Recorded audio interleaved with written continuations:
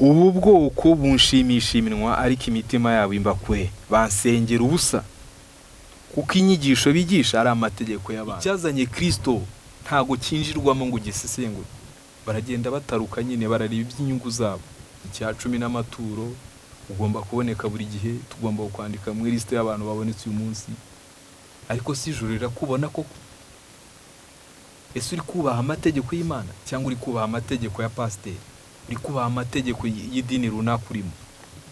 Nabyumvise. Imibiri yacu ni insengero z'umwuka wera uri muri twe, umwuka waturutse ku Mana. Donc muri makeya iyi mibiri yacu nizo nsengero Bibiliya inavuga.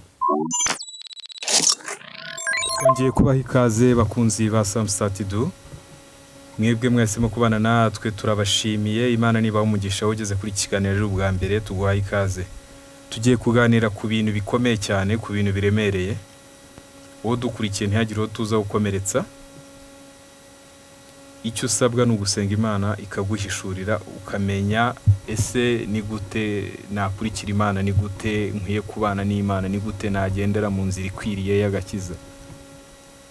Insanganyamatsiko yacu uyu munsi iragira iti ikibazo si insengero ziri gufungwa, ikibazo ni imitima ifunze yicaye muri izo nsengero.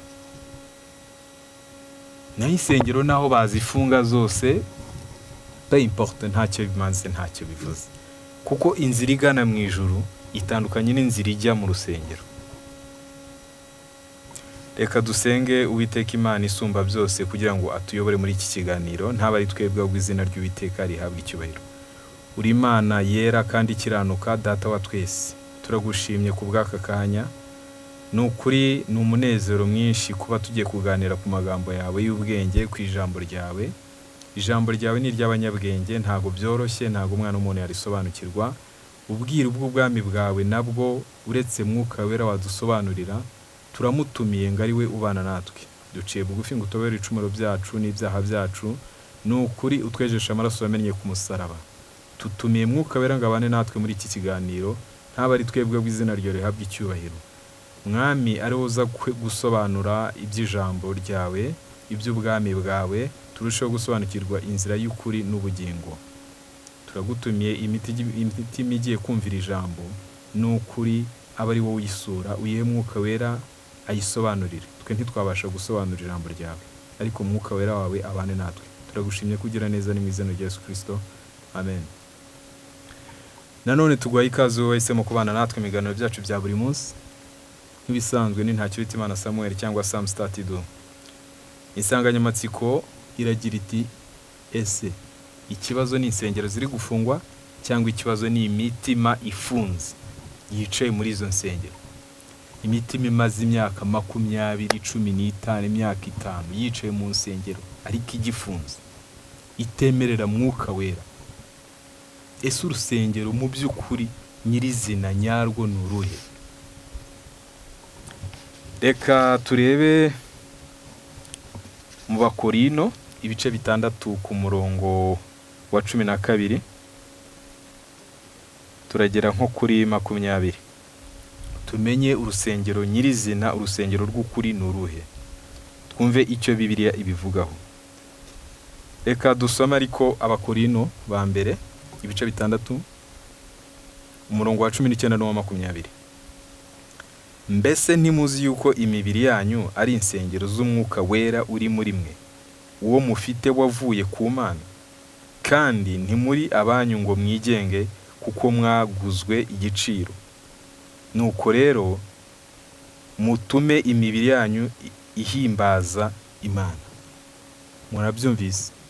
Imibiri yacu ni insengero z'umwuka wera uri muri twe, umwuka waturutse ku Mana. Donc muri makeya iyi mibiri yacu nizo nsengero Bibiliya inavuga. Aya masinagogi izi twubaka mu isi izi zirafungwa nyine, ariko umubiri w'umuntu se wawufunguye. Washyira mu nyanja apfa kuba agihumeka kiri mu mwuka, ahimbaza Imana. Shobora kwibaza ngo biteye agahinda, biranababaje kubona umuntu ajya hariya akababara akaburuga ngo insengero zafunzwe. Ntabwo inzira ikujyana mu ijuru iri hariya mu rusengero, ni umutima wawe. uko ubanye n'Imana, uko ubana n'abantu. Ese ubanye n'abantu bose mu mahoro? Ese guhimbaza kubera muri ziriya nsengero zubatswe cyangwa se ziri no gufungwa, kubera mu rugo iwawe?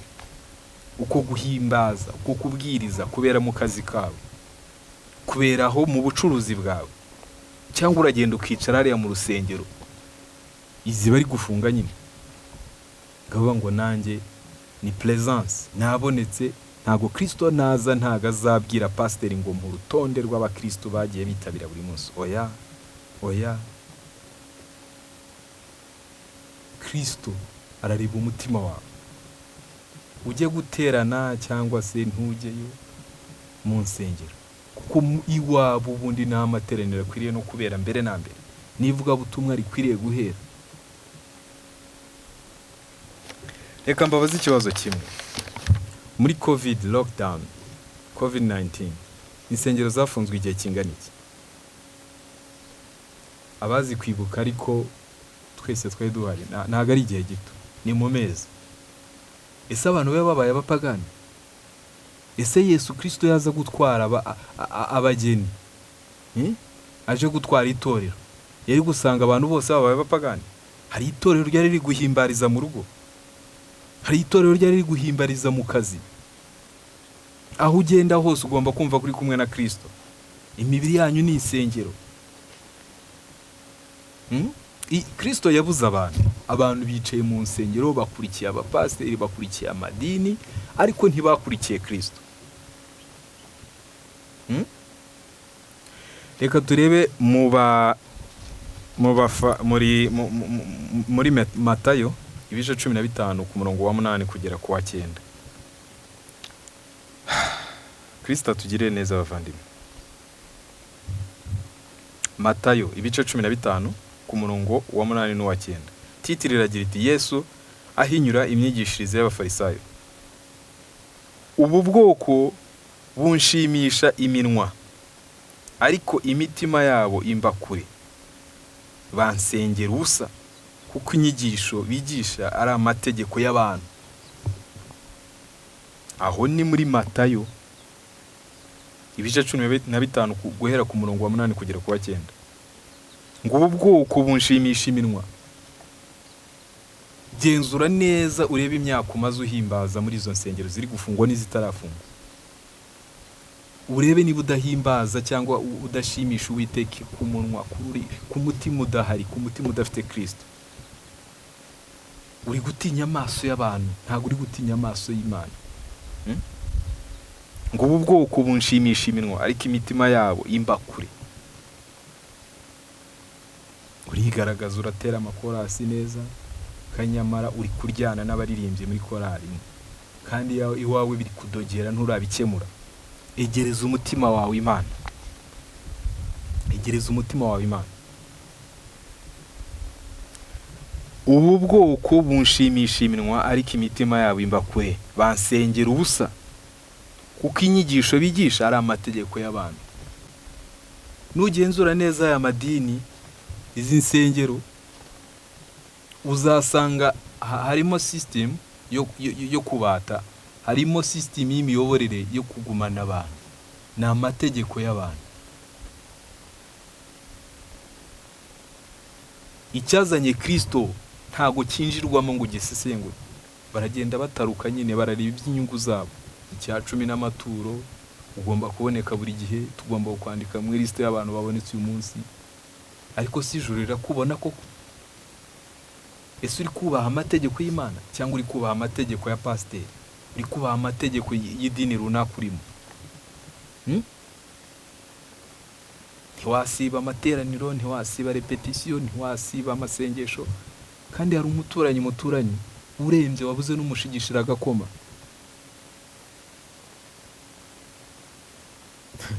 Egereza umutima wawe Imana. Insengero ze kuzifunga, harahomba ba nyiri insengero n'abakristo bagwingiye bataramenya icyazanye Yesu Kristo. Ariko Imana yo ntihomba. Imana iragukeneye n'igihe cyo kwitekerezaho. Imyaka umaze usiragira mu nsengero wiruka inyuma y'abantu, utari kugenda inyuma y'Imana. Reka dufate conclusion kuri iri jambo. Ikibazo si insengero ziri gufungwa, ikibazo ni imitima ifunze yicaye muri izo nsengero. Conclusion rero, turebe muri Matayo ibice 15 guhera ku murongo wa mbere tugere ku wa 20.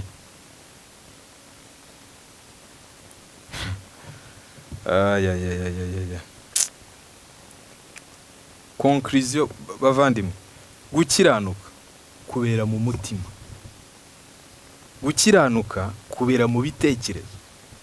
Ibitekerezo icyo warebye, icyo wumvise nicyo gishyira ubwonko bugatekereza.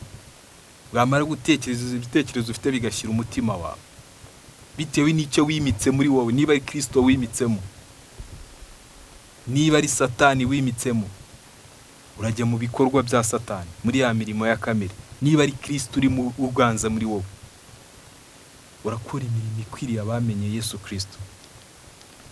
Witeka tugire neza, twitekerezeho, tureke guta igihe cy'ubusa.